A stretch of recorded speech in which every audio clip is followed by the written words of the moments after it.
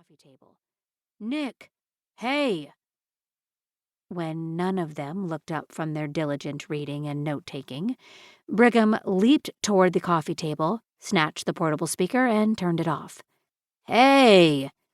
Nick finally looked up at him with a curious and slightly amused frown. "What gives?" "The noise."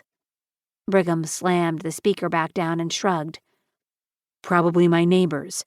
Maybe even the front office if we don't quit acting like this is one giant, non-stop party where the guests never, ever leave."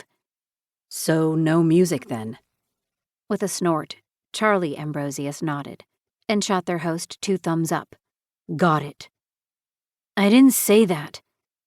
Brigham vigorously ran a hand through his messy auburn hair, sighed, then gestured toward the speaker again. "But if it's too loud to hear me saying you should turn it down, you need to turn it down." "Sounds like somebody needs to relax." Comfortably sprawled out in the tattered, well-worn, well-loved burgundy armchair that had been Brigham's favorite since the moment he first saw it at a garage sale 3 years ago, Otto scrolled through the tablet in his hands and didn't look up at the somebody in question.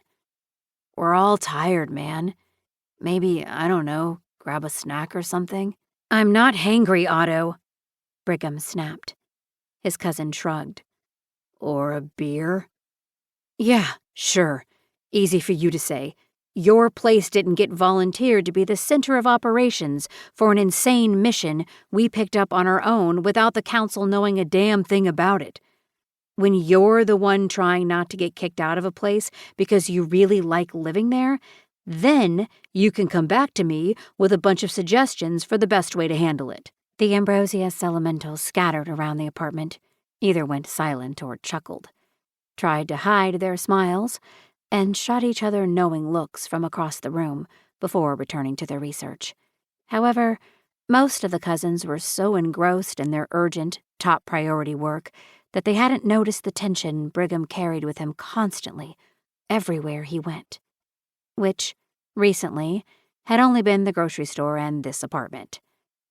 "We've been doing this for weeks, Brigham," Aldous announced from his seat at the end of the dining room table big enough to seat 6.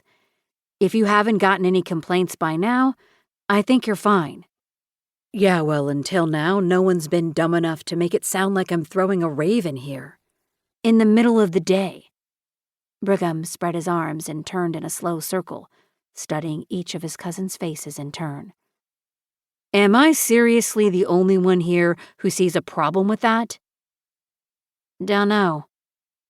Sitting at the opposite end of the table, their cousin Owen turned the pages of another Fire and Realm handbook he'd collected years ago, grabbed a handful of cold fries from the paper takeout bag in front of him, and crammed them all into his mouth, before talking through them.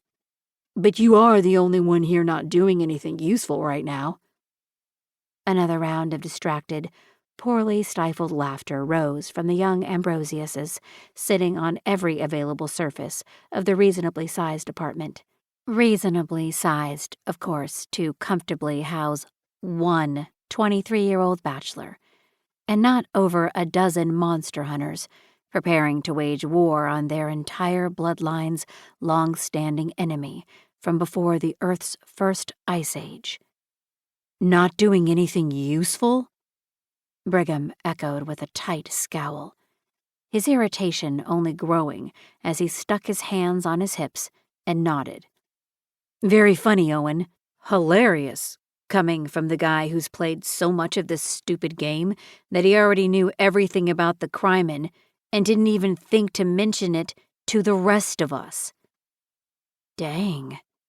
Owen swallowed, then shoveled in another handful of fries.